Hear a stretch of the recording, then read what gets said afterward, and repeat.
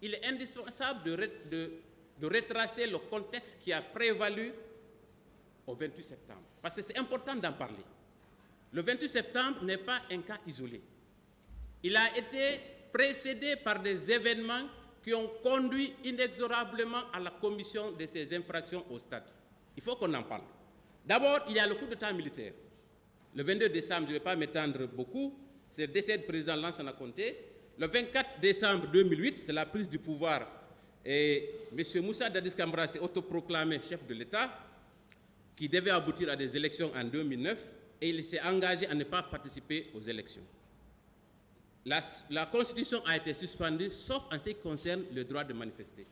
Il y a eu une adhésion populaire, Monsieur le Président, à la prise du pouvoir. Tout le monde était content.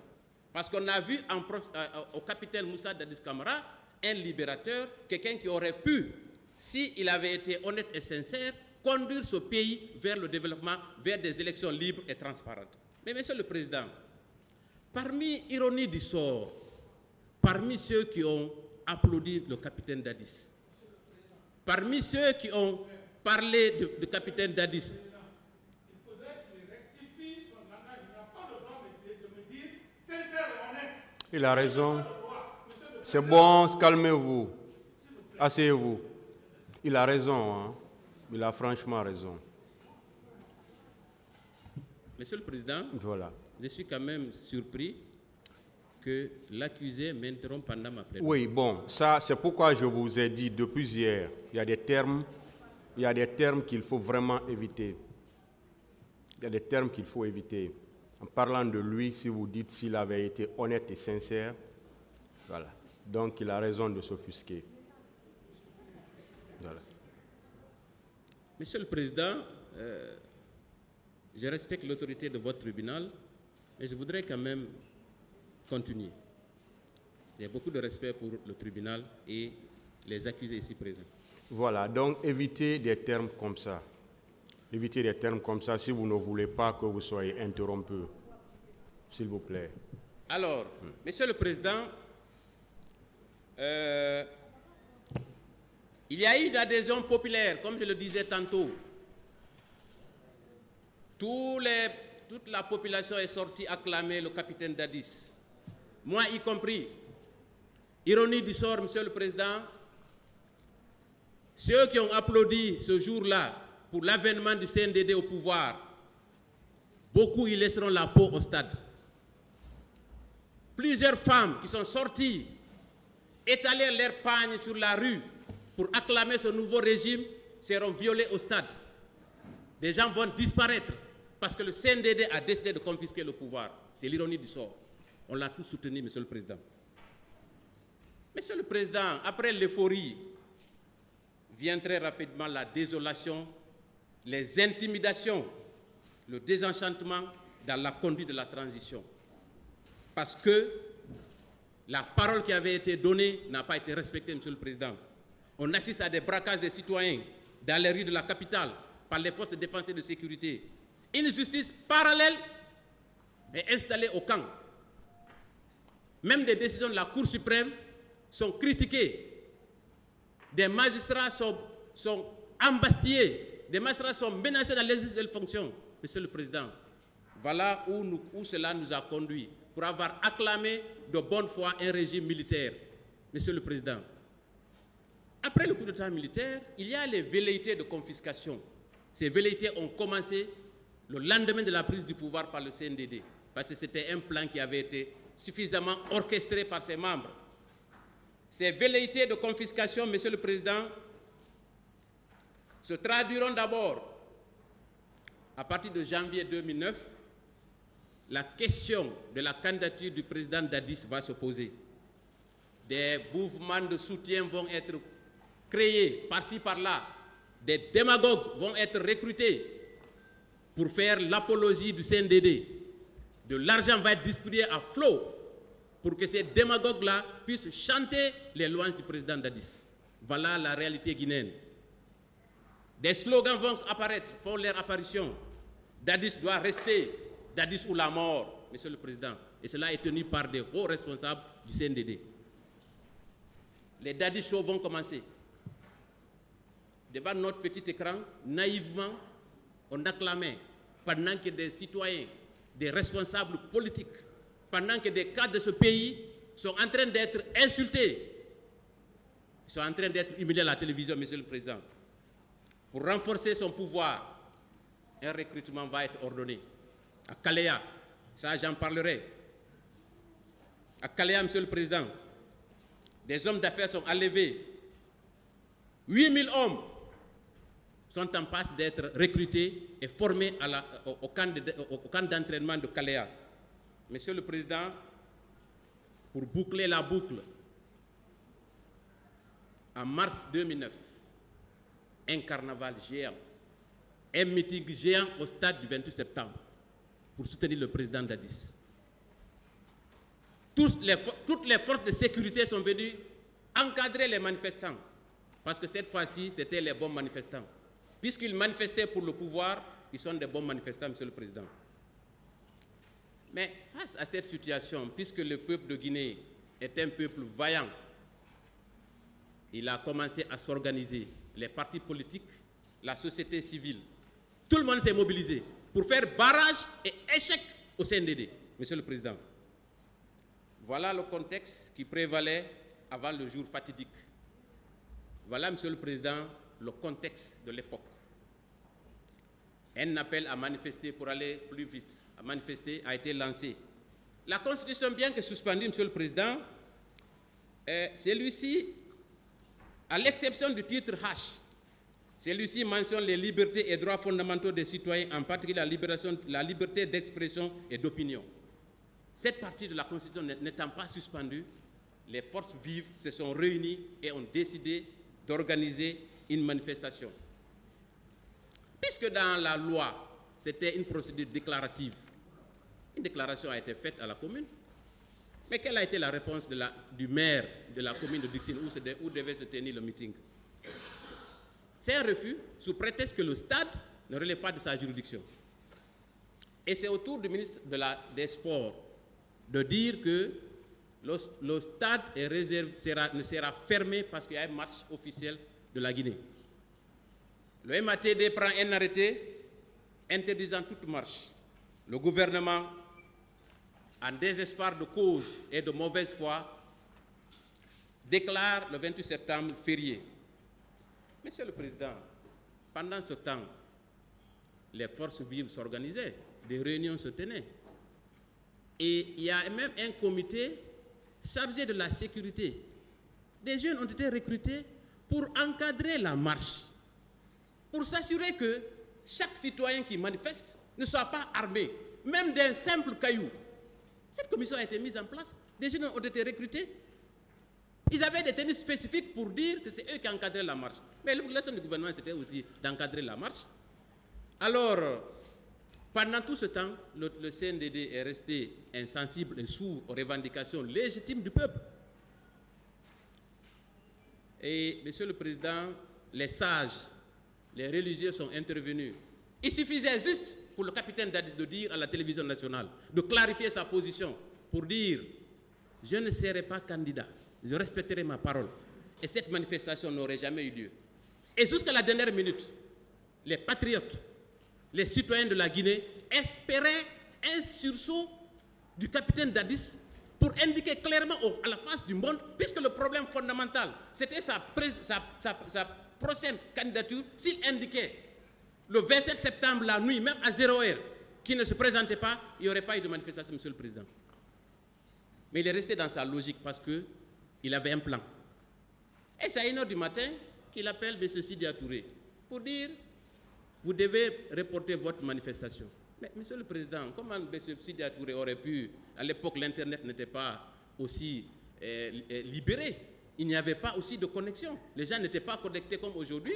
Si c'était aujourd'hui, peut-être que M. Sidi Touré aurait pu envoyer un simple tweet pour que tous les manifestants sachent que la marche est reportée. Et quelle était la raison? Mais il ne pouvait pas. Donc, il y a eu échec des négociations. Alors, Monsieur le Président, la confrontation tant redoutée était en passe de se réaliser. Et qui étaient les protagonistes, Monsieur le Président? il y a d'un côté le peuple souverain, détenteur de toute la souveraineté, d'un côté. De l'autre, il y a la junte qui était devenue illégitime parce qu'elle n'avait plus le soutien et l'adhésion populaire. Donc, c'étaient les deux protagonistes. Ensuite, quelles étaient les armes de chaque camp? Le camp du peuple, quelles étaient les armes à leur disposition?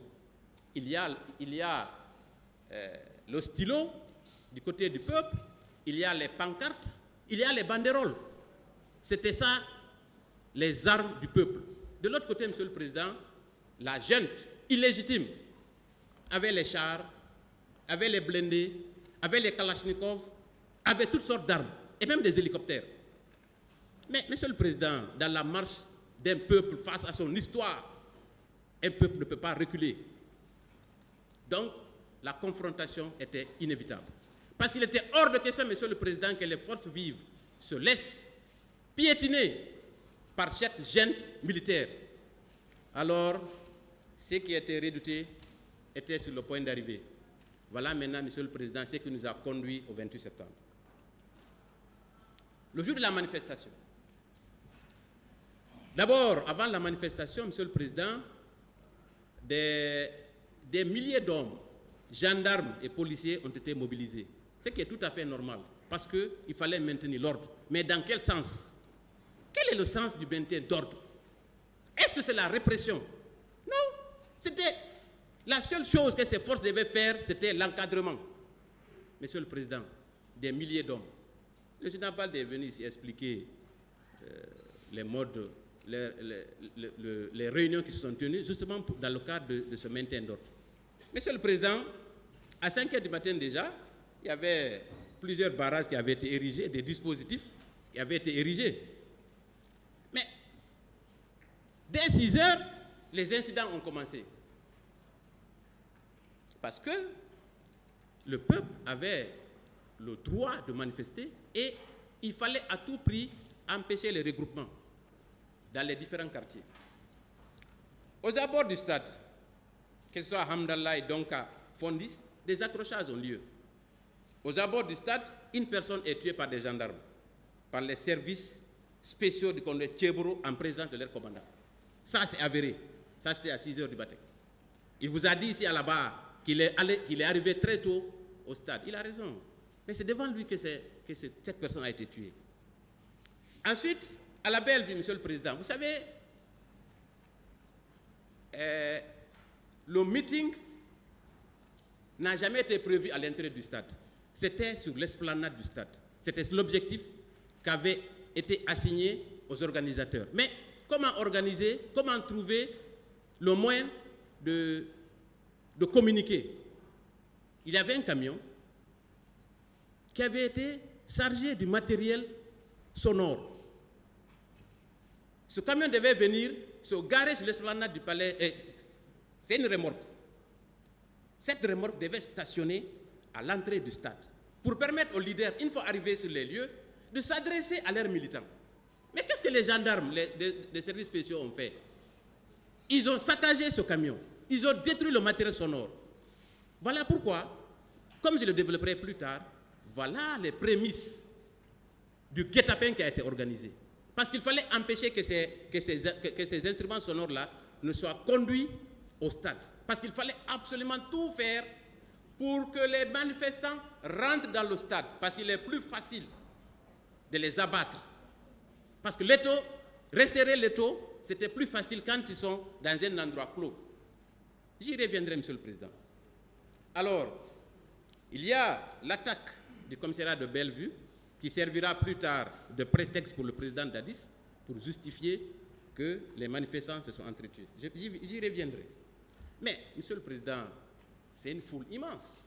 C'est des milliers de personnes qui sont descendues dans la rue. Donc, à chaque carrefour, les dispositifs sont déboulonnés, un à un. 2 personnes encore sont tuées à la Bellevue par les services du colonel Tchéboro. L'omniprésence du colonel Tchéboro, Monsieur le Président, des menaces de toutes sortes. J'y reviendrai aussi. Monsieur le Président, M. Tchéboro a tenté par tous les moyens pour dissuader les leaders pour empêcher les regroupements. Il est passé par tous les moyens, mais il a échoué. Parce que la cause était tellement importante qu'il était hors de question qu'elle soit abandonnée. La foule était immense. Et qu'est-ce que le colonel Thieboro fait? Puisqu'il était déjà au courant du plan qui avait été orchestré plusieurs jours, il a ordonné l'ouverture du stade. Voilà comment les manifestants se sont retrouvés au stade. D'abord, on détruit le matériel sonore et ensuite, puisqu'ils sont nombreux sur l'esplanade du stade, il fallait tout faire pour qu'ils rentrent dans le stade. Ils rentrent dans le stade, Monsieur le Président. Arrivé à l'intérieur du stade, cela a été considéré comme une victoire. Et c'était une victoire. Parce que sur le chemin qui a mené au stade, plusieurs personnes sont tombées. Mais il ne fallait pas s'arrêter. Parce que la marche du peuple ne peut pas s'arrêter parce que une ou deux personnes sont tombées. C'est sur le champ d'honneur. Cette foule est rentrée au stade. Les chants, les danses sont mêlés aux prières. Les gens priaient sur la pelouse, Monsieur le Président, honorable assesseur. C'est alors que l'attaque a commencé. Et là, il est important de situer le stade. Le stade, Monsieur le Président, il y a d'abord la rentrée principale, il y a l'enceinte du stade qui est vaste. Ensuite, il y a le stade annexe. Il y a les vestiaires. Il y a maintenant le grand stade où il y a la pelouse. Parce que c'est important de le dire. Il y a une grande cour, le terrain de basket, une annexe. Il y a deux entrées principales. Une entrée sur chaque tribune, plusieurs portes qui mènent au gradin et des accès qui mènent sur le pont de Médina. C'est important de camper ça. Quand je reviendrai sur la dynamique de l'attaque, vous comprendrez, Monsieur le Président, honorable assesseur.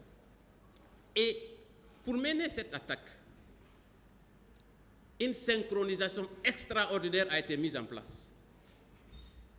Elle est scientifique, Monsieur le Président, parce qu'il fallait faire le maximum de victimes. En quoi consistait cette synchronisation? D'abord, la police, la CMS et les gendarmes ont lancé des gaz à l'intérieur du stade, où il y a au moins 50 000 personnes.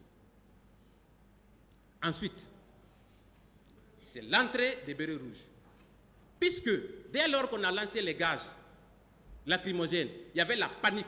Les gens couraient par-ci, par-là. D'abord, ils avaient pensé que c'était la blague. Ensuite, ils se sont rendus compte que c'était une réalité. Il y a eu une forte bousculade.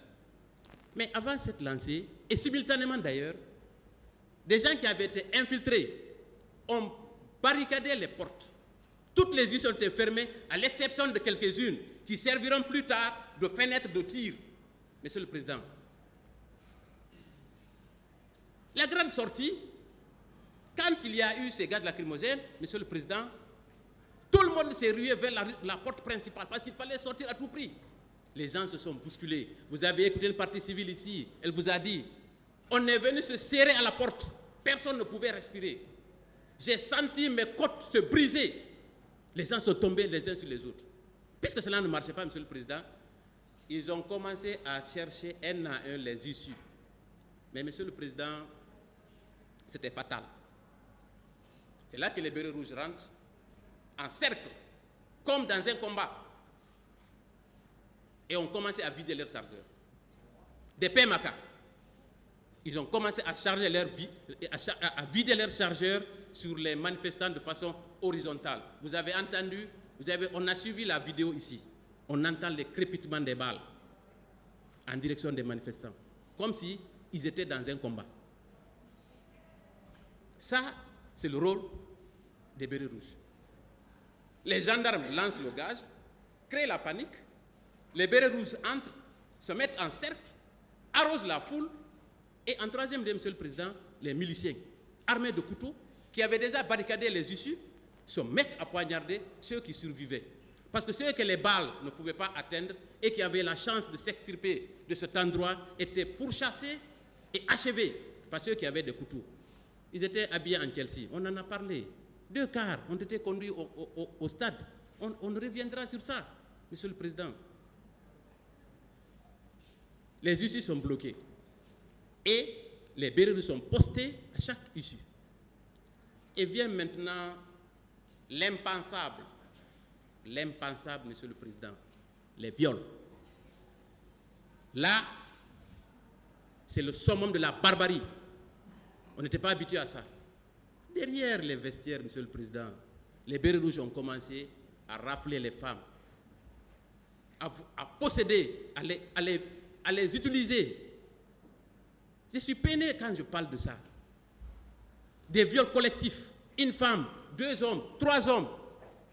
On nous a dit ici que c'était impossible, Monsieur le Président. Vous voyez-vous, c'est encore réveiller la plaie. C'est comme si ces femmes étaient perpétuellement violées. Parce qu'après avoir subi ce acte, on est en train de le nier. Monsieur le Président, cette synchronisation des assassins au stade, c'est une véritable chasse à l'homme. Et je vais faire un parallèle à ce qu'on appelle la battue.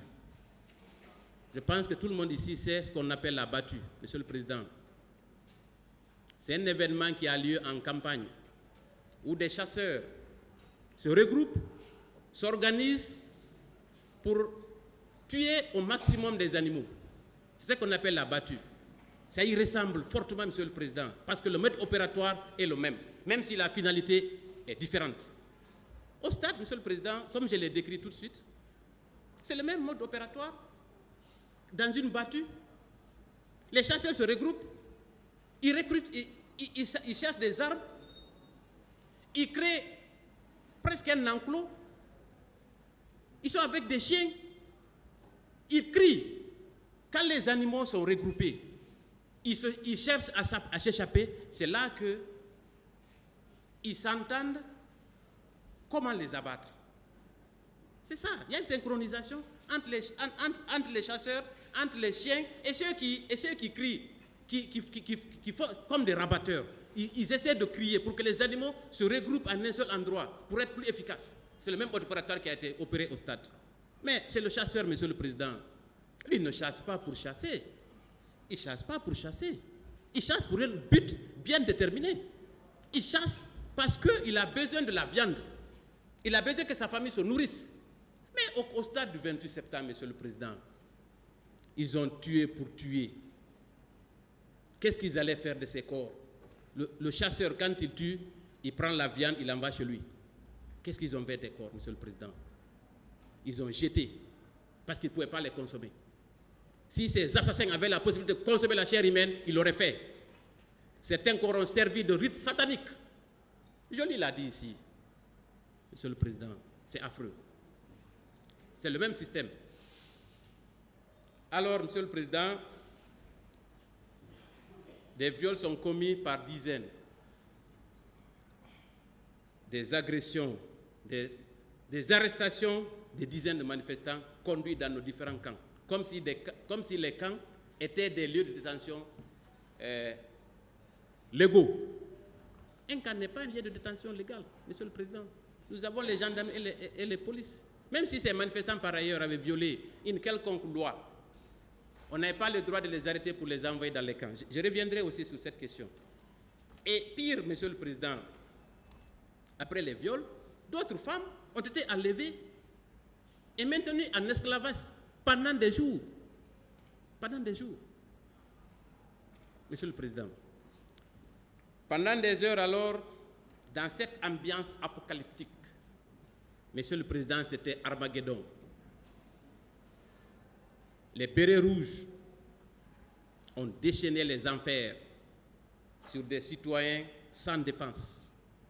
Cela ne doit pas rester impuni, Monsieur le Président. Venons-en maintenant à l'attaque des leaders. Parce que quand les simples citoyens, entre guillemets, sont attaqués, certains ont estimé qu'il était possible de se sauver s'ils étaient à côté de leurs leaders. Mais Monsieur le Président, c'était peine perdue. Ils se trompaient. En réalité, ces leaders aussi étaient la cible de ceux qui étaient venus les tuer. La preuve, c'est Ludaleng a échappé de peu. Parce que Sankaran Kaba, le chauffeur du président ici présent, président Dadis, a voulu tirer sur lui. Il a vu ça parce qu'il avait un de ses gardes, une de ses gardes rapprochés du nom de Silla, qui est venu s'interposer. Il a été battu, des côtes brisées. par les bérets rouges, Monsieur le Président, notamment Marcel qui les conduisait. Vous avez suivi tout le débat ici, comment sa garde rapprochée a pu l'extirper de cet endroit. Il y a également Sidia Touré, qui a reçu un coup, plusieurs fois des coups sur la tête, assénés par M. Marcel Guilabouki. Monsieur le Président, parlant de Fall aussi, il a été agressé. Docteur Keita est venu expliquer comment sa femme a été agressée et comment, Monsieur le Président, elle a sollicité de l'aide au colonel Thiebourou. Agressée par des personnes, battue, presque à l'agonie, et s'est agrippée sur le pied du colonel Thiebourou. Quelle a été sa réponse? Il a rejeté. Et le béret rouge qui le conduit, le béret rouge qui assure sa sécurité, a giflé Mme Keita. Il l'a dit ici. Monsieur le Président, mais comment peut-on aujourd'hui, avec tous ces faits, venir s'arrêter à cette barre, nous réclamer des preuves, ou alors dire il n'y a pas eu de viol, il n'y a pas eu ceci et cela, c'est des images importées d'ailleurs. Monsieur le Président, je crois quand même qu'on est tous humains. Monsieur le Président, pour finir sur cette partie, quelles sont les armes qui ont été utilisées au stade? Parce que c'est important de le préciser. Le maintien d'ordre, nous savons tous, il y a les gaz lacrymogènes, il y a les matraques, mais ce ne sont pas ces armes qui ont servi à maintenir l'ordre, en tout cas sur l'entendement du CNDD et de son président. L'une des armes utilisées, la plus fréquente d'ailleurs, c'est le pistolet mitrailleur AK-47. Une arme d'assaut très mortelle et très efficace. Ce fusil d'assaut a une cadence de 600 coups minutes. Autrement dit, quand il y a un chargeur de 30 balles, ça te prend juste une dizaine de secondes pour vider ton chargeur.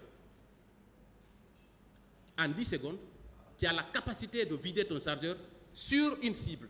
Et Monsieur le Président, ce qui est étonnant, comment des gens entraînés, aguerris au combat, vous savez, même dans les champs de tir, et je reviendrai un peu plus tard sur les préjudices que les victimes ont subis, au champ de tir, en fait, c'est anecdotique. Les champs de tir, il n'y a que le buste. En bas, il y a une tige. Donc, ils ont exécuté exactement ce qu'ils ont appris sur les citoyens. Sauf qu'on leur enseigne que c'est sur l'ennemi qu'on tire, ce n'est pas sur des civils. Monsieur le Président, cette attaque, elle est barbare. Vous conviendrez avec moi. Les types de blessures, j'en parlais tout de suite. Et les rescapés portent sur les parties vitales des cicatrices de blessures, par balle, par poignard, crosse de fusil, etc. Plusieurs victimes, Monsieur le Président, il a été constaté que c'est à partir de l'abdomen que les tirs sont concentrés. Sur le torse, dans le dos, sur la tête, sur le cou, dans le cou. Donc, c'est de ne donner aucune chance aux victimes. Parce que, Monsieur le Président, ce sont les parties vitales. Si les parties vitales sont atteintes, c'est la mort. Donc, Monsieur le Président, la préméditation ne fait l'objet d'aucun doute. Autrement, d'abord, on aurait utilisé les matraques, ou alors on aurait peut-être, au pire des cas, je dis, tiré sur les pieds. Mais non, c'est sur le torse, sur la tête. Il y a eu des exécutions sommaires, Monsieur le Président, au cours de cet événement. Il y a eu, à l'entrée du stade, comme je l'ai dit, à l'extérieur du stade, ce qui est étonnant. Plusieurs jours après les événements, mais les exactions continuaient en haute banlieue. Les tortures dans les différents camps. Monsieur le Président, voici en résumé les faits. Mais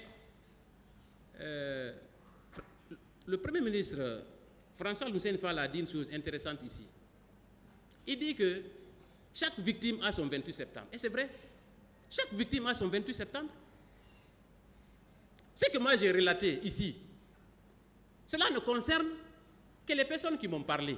les personnes que j'ai écoutées, que j'ai assistées, mais celles qui n'ont jamais parlé, il y a des milliers de récits dans cette affaire. Donc chaque cas est singulier, Monsieur le Président. Voilà les faits. Et quelle a été la réaction du gouvernement face à cette situation? Nous savons tous que c'est une tragédie. Mais ce n'était pas une tragédie pour le gouvernement. Vous verrez tout de suite, Monsieur le Président. Honorable assesseur. La première démarche a consisté à justifier les massacres. Chose étonnante. Pour un gouvernement qui se dit pour le peuple.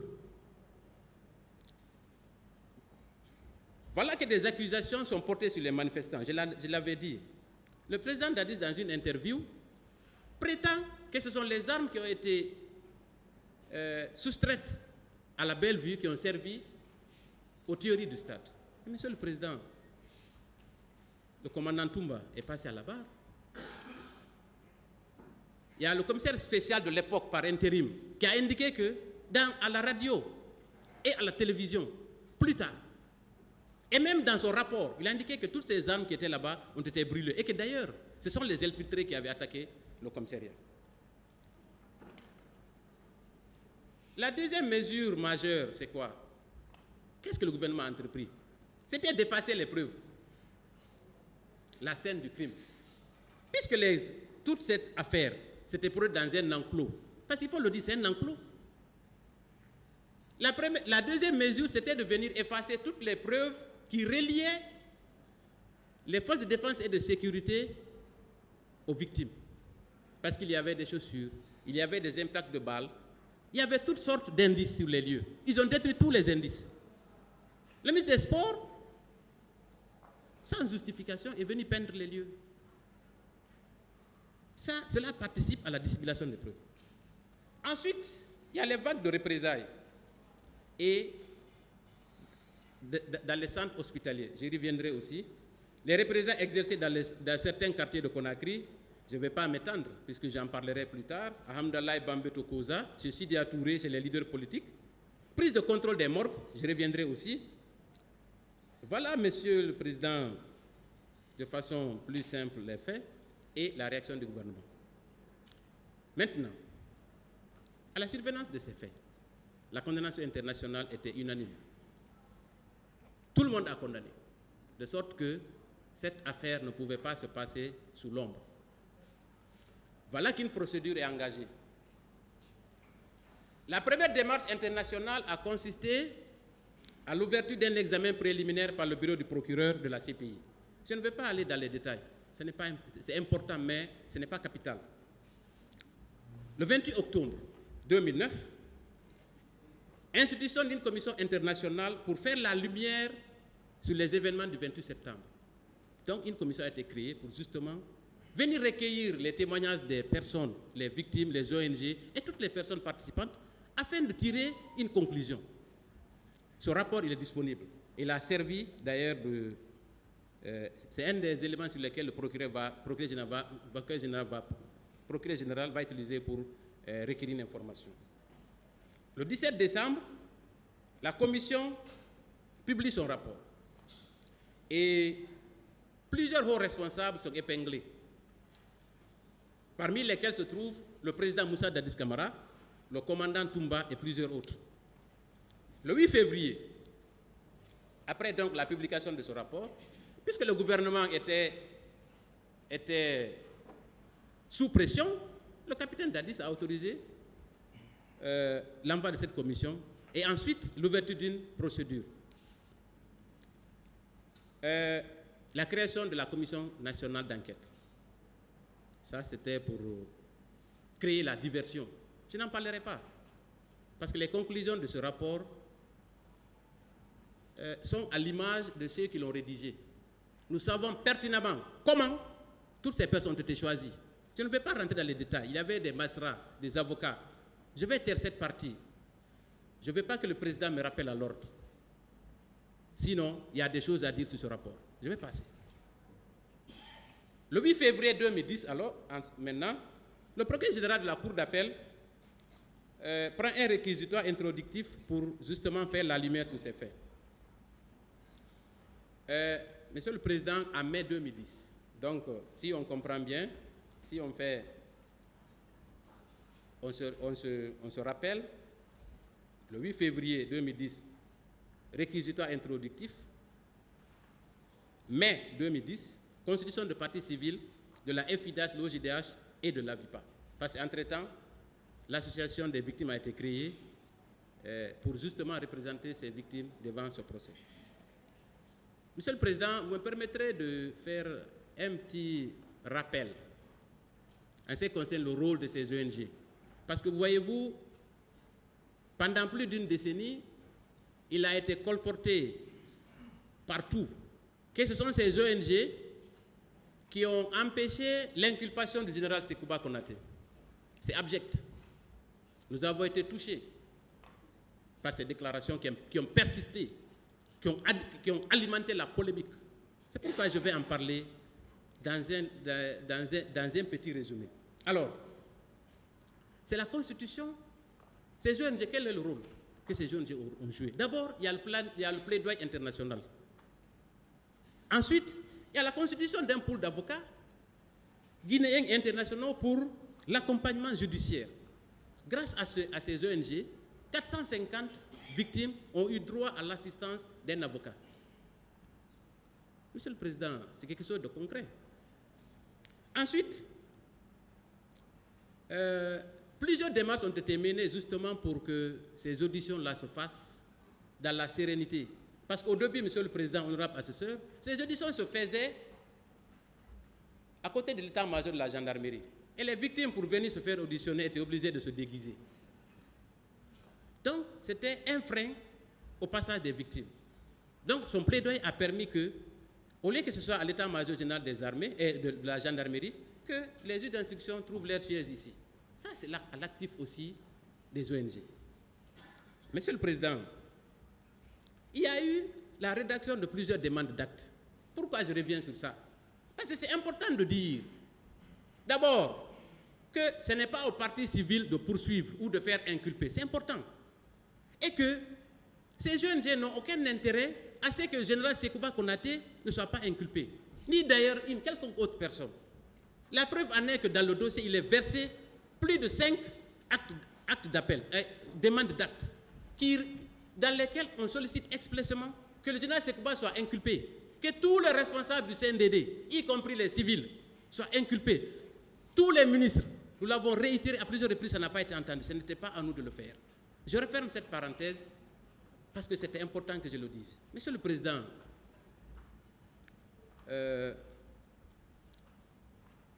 il est important aussi de dire que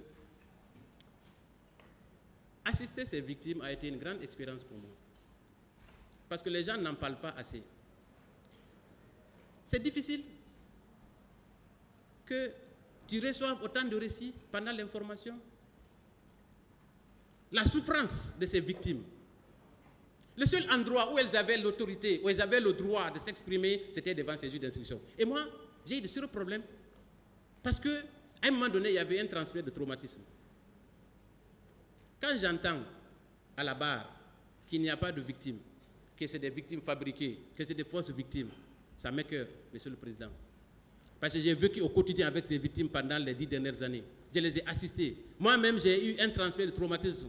C'est-à-dire que toute la souffrance que j'entendais au cabinet d'instruction, je l'ai intégrée, de sorte qu'il a fallu l'aide d'une psychologue venir de la France pour que je puisse remonter la pente. Je n'en pouvais plus. Tellement que les récits sont glaçants. Qu'on vienne à cette barre pour vous dire il y a des fausses victimes, c'est des victimes inventées. C'est assez difficile. Mais Monsieur le Président, c'est aussi la vie. On n'y peut rien. Alors, dans le cadre de l'information, Monsieur le Président, je vais aller plus vite. Il y a eu l'inculpation de C.C. Raphaël Haba le 14 mai 2010, suivi d'Alpha Amadou Baldé, de Marcel Guilavogui, ainsi de suite, tout le monde, jusqu'au dernier. Je ne vais pas revenir sur ça. Et la politique de l'information en 2017. Malheureusement, 2 inculpés ont bénéficié d'un non-lieu. Il s'agit du capitaine Bienvenu Lama, mais pour le capitaine Bienvenu Lama, Monsieur le Président, il est dans l'antichambre de ce procès, parce qu'il est poursuivi aujourd'hui. C'est une fierté pour nous de le dire. Il est dans l'antichambre de ce procès. Il aurait dû venir ici. Mais un autre procès sera organisé pour lui. Parce qu'il est hors de question, Monsieur le Président, que de tels actes soient commis par ce monsieur et qu'il s'en sorte. Lui, il est dans l'antichambre. Mais pour l'autre, il a bénéficié d'un long lieu. Aujourd'hui, il n'y a pas de charge nouvelle. Et, Monsieur le Président, je voudrais aussi dire un petit mot sur l'information. Pendant toutes ces années, à cette barre, partout dans les réunions, dans les conférences, on parle de l'insuffisance de l'information. C'est vrai. Ils sont 11 ici. Mais, Monsieur le Président, ceux qui ont commis ces faits, il y a au moins une centaine. C'est pour violer 109 femmes ou plus, 130, 100 et quelques femmes, il faut des dizaines de personnes. Et ce sont les responsables les plus élevés. Mais et les exécutants? Pourquoi ces personnes-là n'ont pas été inculpées? La raison, elle est simple. Premièrement, il y avait un manque de volonté politique. On ne va pas revenir sur ça. Deuxièmement, il y avait le manque de moyens au niveau des juges. Nous savons, quand nous venions accompagner les victimes pour leur audition, parfois il n'y avait même pas de papier, ni d'encre. Ils n'avaient pas les moyens. Troisièmement, il y a un manque de coopération avec les services de police, de gendarmerie et de l'armée. Pour convoquer, par exemple, un militaire, il faut passer par le procureur général qui va adresser la convocation au ministère de la Défense et les services qui sont chargés de ça doivent répondre avant que l'intéressé ne comparaisse. Et l'exemple le plus illustratif, c'est le cas de Claude Pivy. Combien de convocations ont été envoyées au colonel Claude Pivy? Plusieurs fois.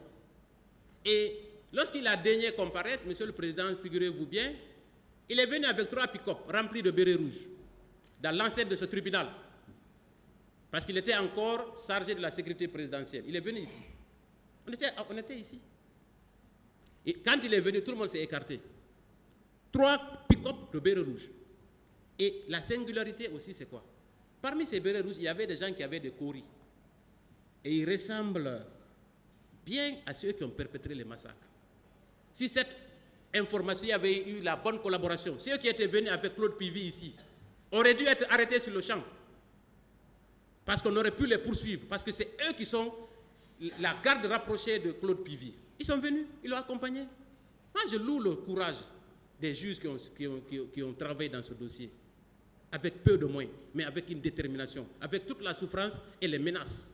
Donc, Monsieur le Président, je ne justifie pas le fait qu'il y a eu l'insuffisance de l'information, mais je dis quand même qu'on doit être quand même mesuré dans la critique. Parce que les contextes ne sont pas les mêmes. On vous a rappelé depuis 2017, l'instruction est clôturée. Mais à quelle date cette audience a eu lieu? C'était qu'en 2022. En 2022, 5 ans après. Pourquoi? Alors, Monsieur le Président, nous allons venir aux infractions qui ont été commises au stade, selon l'ordonnance de renvoi. Je ne vais pas les citer, je vais juste les citer, je sais que vous connaissez parfaitement les dispositions légales, donc inutile de citer. Il y a le meurtre, l'assassinat, viol et violence sexuelle, attentat à la pudeur, séquestration, torture et complicité, coups et blessures volontaires et complicité, pillage, incendie volontaire, vol à main armée et complicité, non-assistance de personnes en danger. Je ne vais pas m'étendre là-dessus. Monsieur le représentant du ministère public, vous aviez, au terme d'un réquisitoire nourri d'inventions, de contre-vérités et couronné des larmes de passion, requis des peines lourdes. Nous verrons si elles sont juridiquement, et je dis bien juridiquement, fondées et acceptables. Monsieur le Président, Messieurs les assesseurs, dans ce procès, il n'y a pas un régime à juger, il n'y a pas une armée, il n'y a pas une histoire, il n'y a pas l'histoire. Il n'y a pas le Conseil national pour la démocratie et le développement CNDD à juger. Il n'y a pas la Guinée. Il y a le procès du capitaine Moussa Dadis Camara et de ses co-accusés. Et c'est très impressionnant de penser que vous êtes là et que vous allez juger. Vous allez, Monsieur le Président, honorables assesseurs, au terme des réquisitions et plaidoiries, prononcer un jugement qui va permettre à tous ces accusés d'être enfin situés sous leur sort. Vous allez, au nom du peuple de Guinée, laver définitivement l'honneur et la considération du capitaine Moussa Dadis Camara, qui depuis plus d'une décennie est injustement diabolisé par des accusations fallacieuses dissillées dans la presse sans aucun fondement probant. Monsieur le Président, Messieurs les assesseurs, vous n'êtes pas le tribunal des forces vives d'alors contre le président Moussa Dadis Camara. Vous n'êtes pas le tribunal de M. Amadou Ouri Ba, connu sous le nom de Baouri, ni de Lonseni Fall, ni de Ben Youssouf Keita et tant d'autres, alors membres des forces vives contre le capitaine Moussa Dadis Camara. Vous n'êtes pas la figure de vengeance des frustrés d'un régime contre un homme. Vous n'êtes pas le tribunal de la revanche. Vous n'êtes pas le tribunal des agendas politiques cachés. Vous êtes véritablement la Guinée, toute la Guinée, car vous rendez la justice au nom du peuple de Guinée. Ce peuple a besoin, en toute objectivité, dans la science, de se reconnaître dans la décision à intervenir. C'est en son nom que vous allez juger, rendre un verdict qui sera historique. Vous allez dire non, et non à la culpabilité du capitaine Moussa Dadis Camara. Vous allez l'acquitter, Monsieur le Président, Messieurs les assesseurs. Dans ce dossier, mes deux prédécesseurs l'ont déjà rappelé, nous plaidons non coupables. Après avoir abordé les faits, je m'empresserai pour contester la recevabilité de la constitution des partis civils de certaines personnes morales, puis plaider la prescription des faits délictuels poursuivis, expliquer les obstacles à la requalification avant de détruire à nouveau, enterrer définitivement les accusations gratuites portées contre le capitaine Moussa Dadis Camara. Abordant les faits, je vais m'inscrire dans le même canevas que mon beau-frère, talentueux confrère, Maître Almami Samori Traoré. Cet espoir du barreau de Guinée qui a fait pour la première fois son chemin, qui a abordé son premier procès criminel avec beaucoup d'excellence. La République de Guinée est un pays dont l'histoire est jalonnée par des querelles intestines. Les coups d'État, les crimes de sang, les crimes économiques et financiers. Les 5 dernières années de la gouvernance de feu général Lansana Conté furent caractérisées par un effondrement de l'économie, l'isolement international,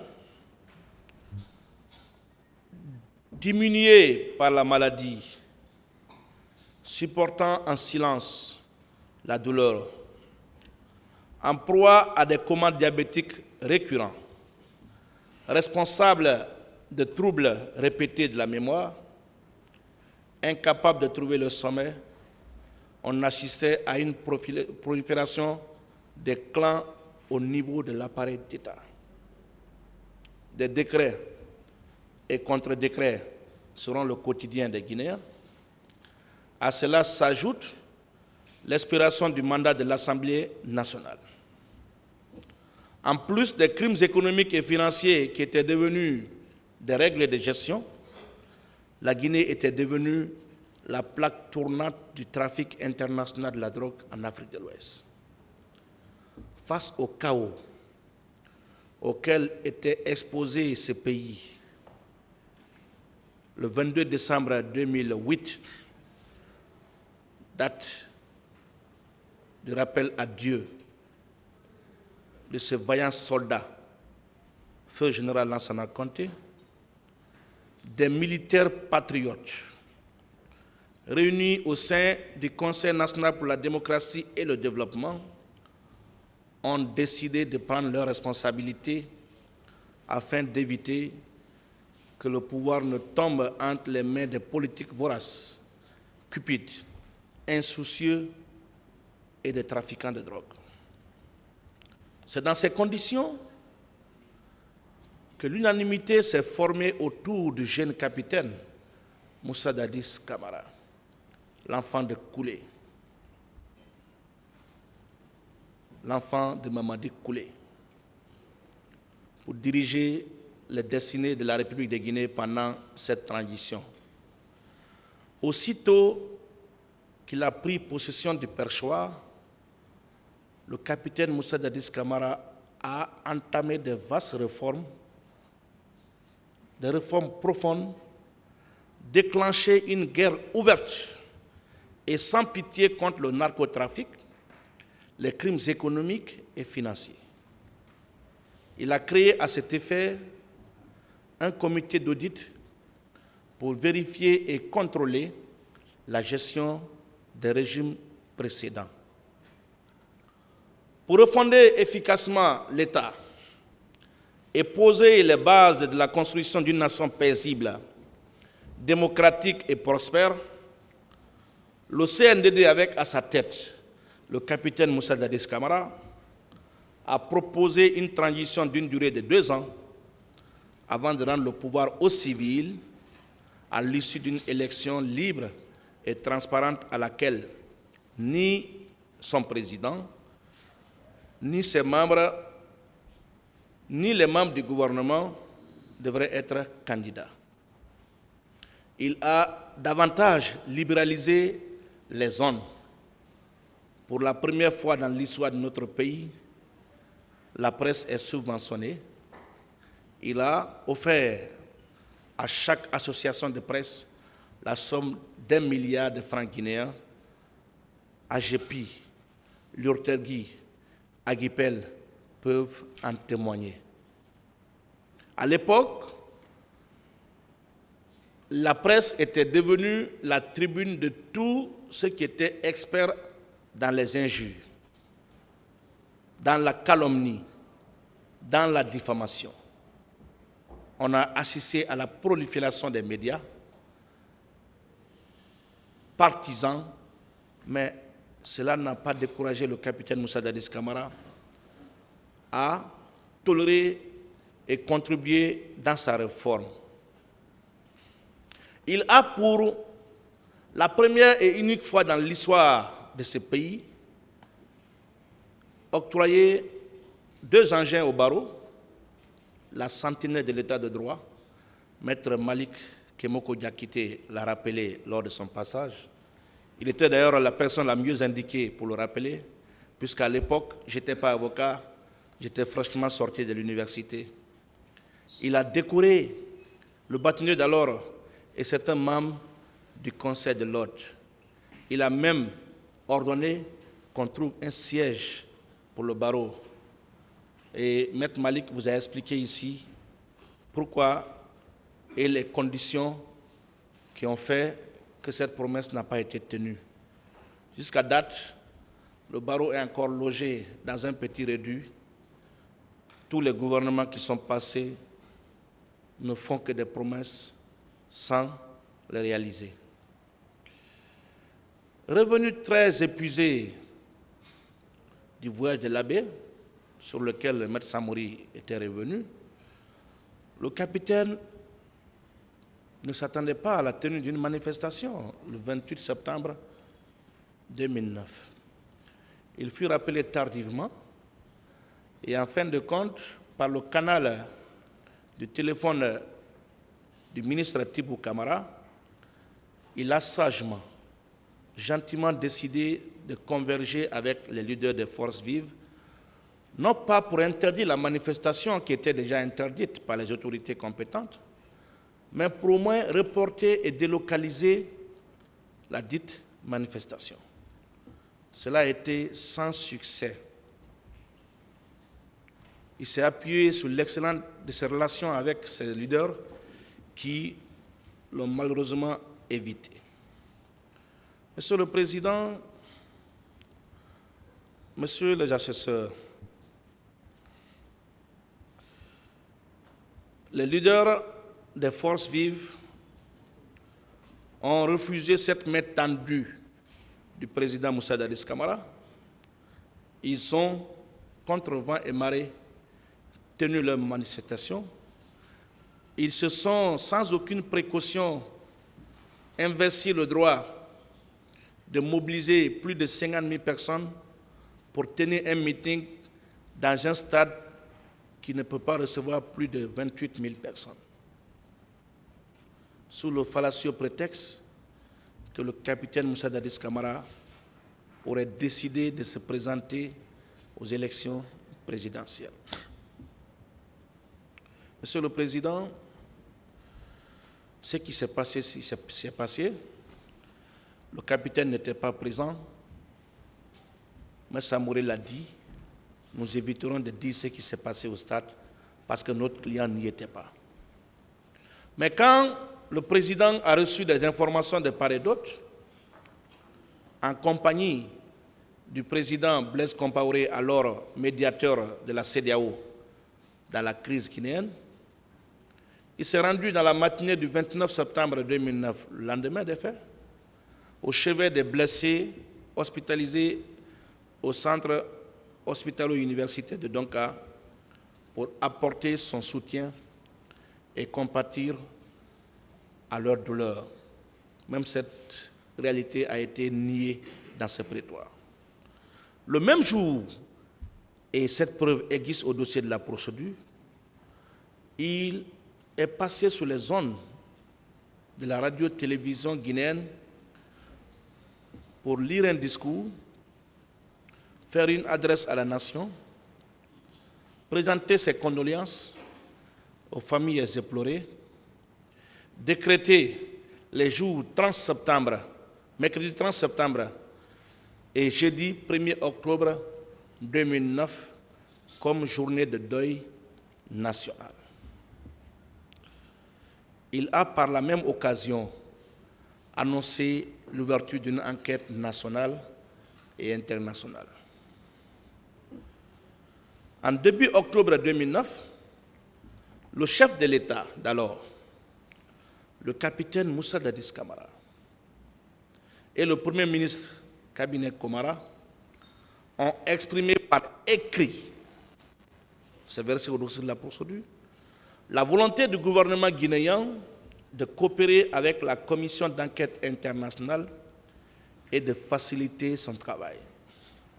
Personne ici dans cette salle ne peut contredire le fait que sans l'accord d'un gouvernement, aucune commission d'enquête des Nations Unies ne peut opérer dans un État.